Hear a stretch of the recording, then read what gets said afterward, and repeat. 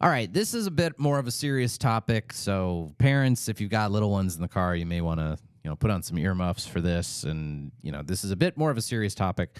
When I've always wanted to use this show, and we do use this show very often as kind of a forum for explaining and talking about various frequently asked questions that we get on the subject of abortion. And today on the show, I wanted to try to talk through the question of abortion in cases of rape, in instances of sexual assault. And I think this is a very, obviously, this is the most difficult topic when it comes to abortion. It is when we do presentations at schools, this is the single number one most asked questions by teenagers talking about the question of abortion. And I feel like we do a pretty good job of answering it and thinking it through. Because in various instances, it kind of has to do with this question of what is compassion, which we try to develop. This is sort of the heart of our discussions about abortion with high schoolers is, everyone wants to be compassionate. Everyone wants to be compassionate when it comes to the topic of abortion, especially. So where does real compassion lie? What does compassion actually practically, tangibly mean when you're presented with the situation of someone who might be choosing abortion? Now, let's discuss this in the context of sexual assault. Now, for any other instance of abortion, there's always this sort of, it's often an unspoken argument, basically. But I mean, one of the most basic arguments in opposition to abortion that often I don't make because I don't think it's always a very helpful thing to say in the heat of the moment is basically,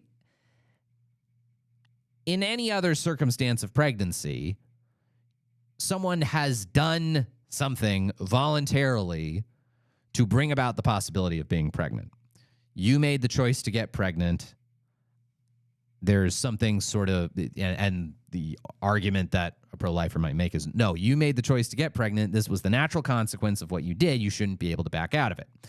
And that's usually not an argument I make because it's often, if someone's in a difficult situation and they've screwed up, saying, well, you're on the hook now. Sorry, tough luck. I mean, that's not the most loving or kind thing to say to someone at that point. Like, they know they screwed up.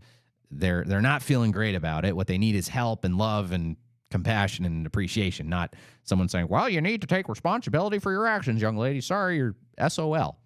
So, however, there is a sort of thought that I think exists in the back of everyone's mind that in any instance, your actions have brought this person into the world. There's something wrong about then you having done the thing that brought this person into the world, then deliberately choosing to end this person's life. That's always been something that sort of, I think, lingers in the background of how we think about abortion and talk about abortion. It's not a terribly unreasonable argument, in opposition to legal abortion. Instances of sexual assault are the obvious exception to this, where someone has not voluntarily chosen this.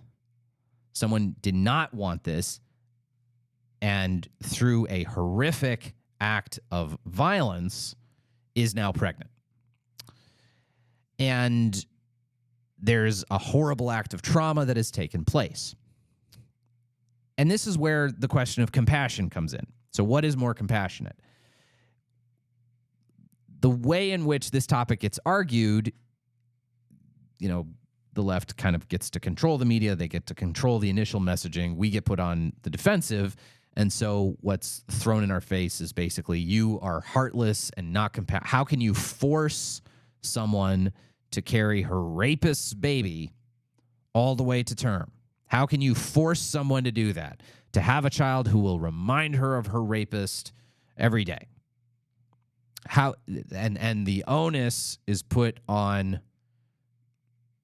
us that we are the ones who lack compassion.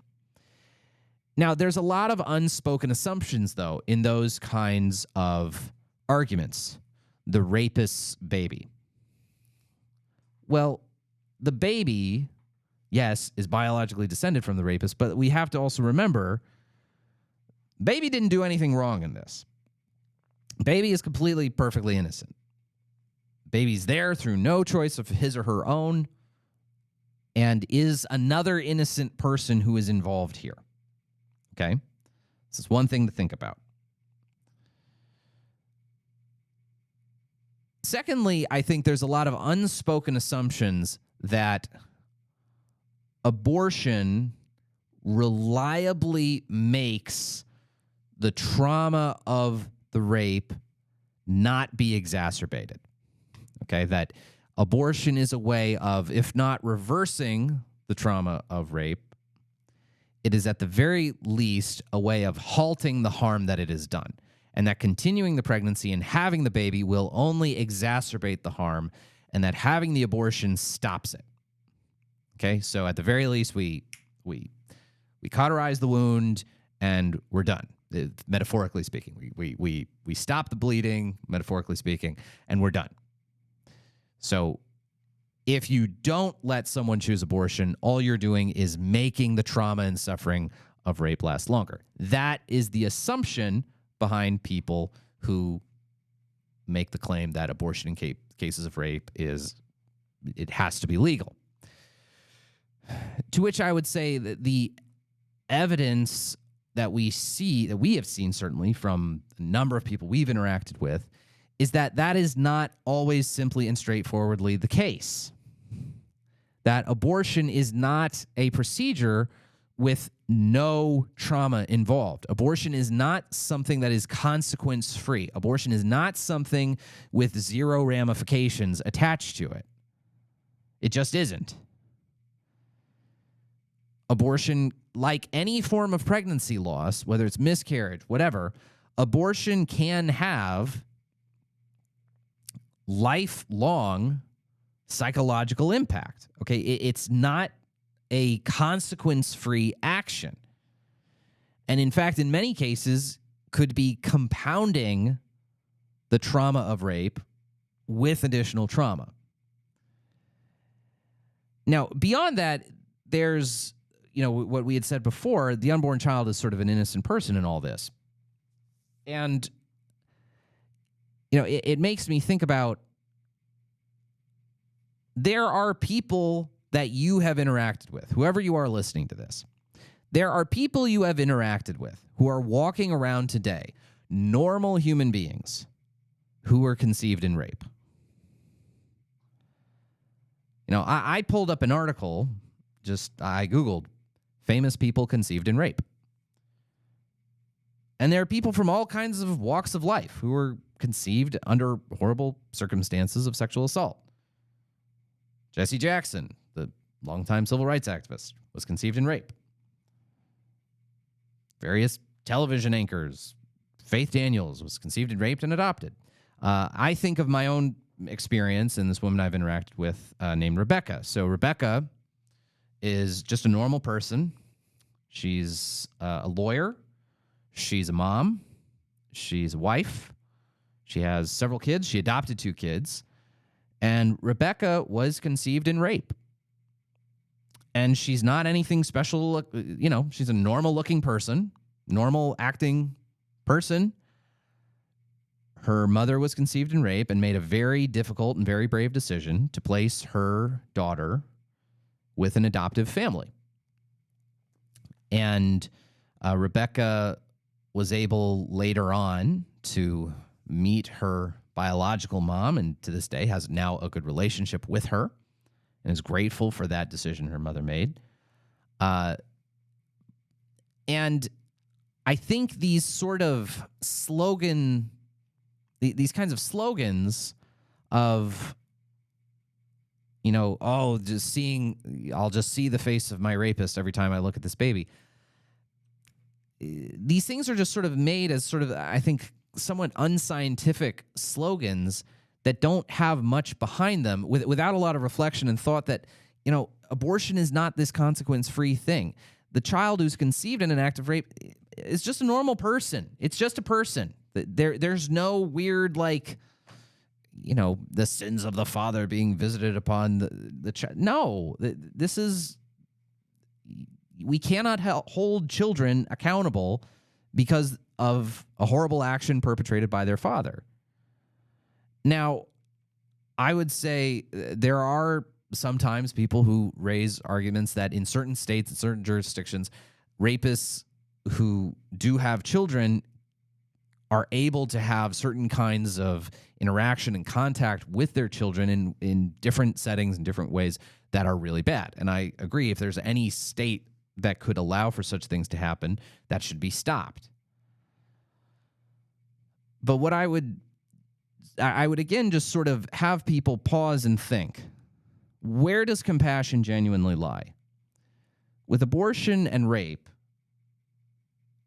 with abortion after rape, it's not a simple thing of stopping the pain of sexual assault.